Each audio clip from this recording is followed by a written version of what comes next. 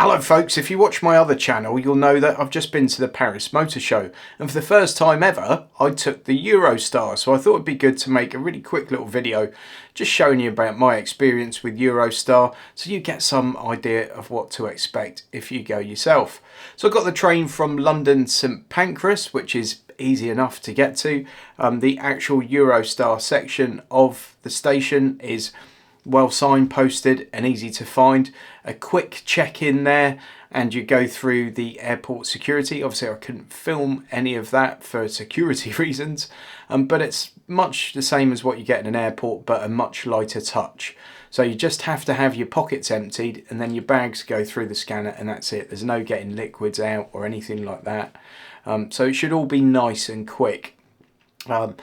You then go through passport control for the UK and France, one after the other. It takes a couple of minutes and that's the end of that. And then you go into the sort of the lounge area, the waiting room area. Now, I found there weren't enough seats for the number of people that were in there, and the choices of food and drink are very limited. There's basically a Cafe Nero and there's something that's really like a Cafe Nero, and that's about it.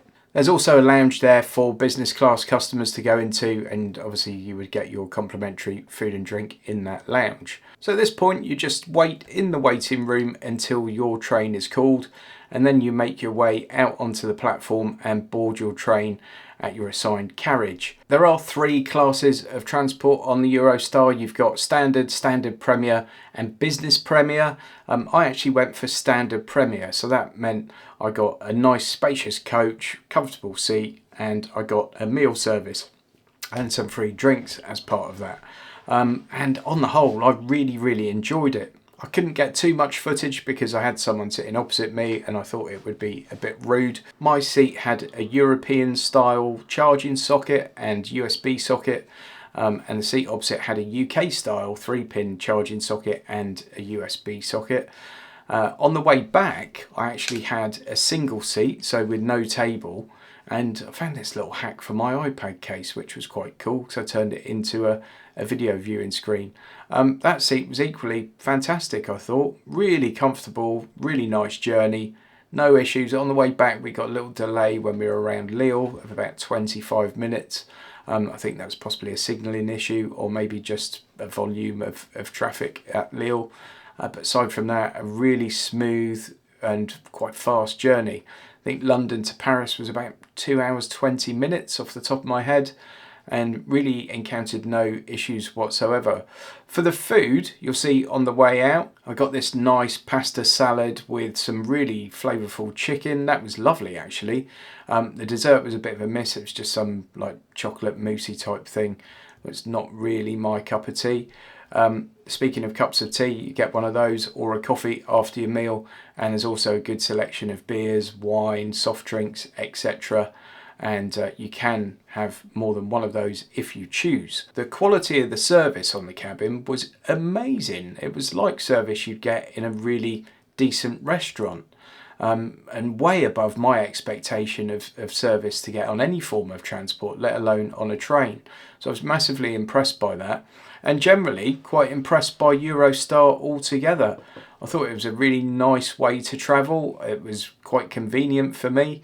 Although it took me a couple of hours to get to St Pancras station from where I live on public transport, about 2.5 hours, if I'd have gone to the closest airport that would have flown me to Paris, that's an hour away and I would have had to have been there 2 hours before.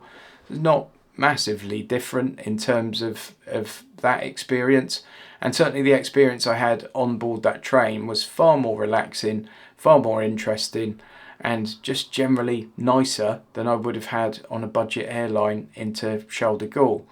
Now the other great thing is once the train arrives in Paris, you're at Rue de Garde, you're in the middle of Paris, and very simple to jump onto the metro from there. There's a metro station in the station, and I would say within 5 minutes of me departing the train I was on a metro already, headed to my hotel, which was not too far from the convention stop in Paris on the metro.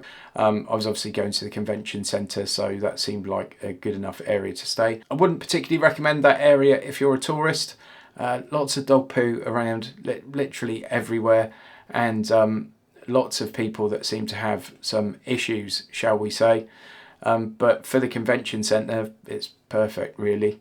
I don't have any discounts to offer you or any affiliate links, but of course, if you're booking any kind of travel, hotels, anything like that, travel insurance, please go to jetsetjimbo.com, where there are loads of useful links for you, and I'll put a link to that in the video description and pin it as the top comment.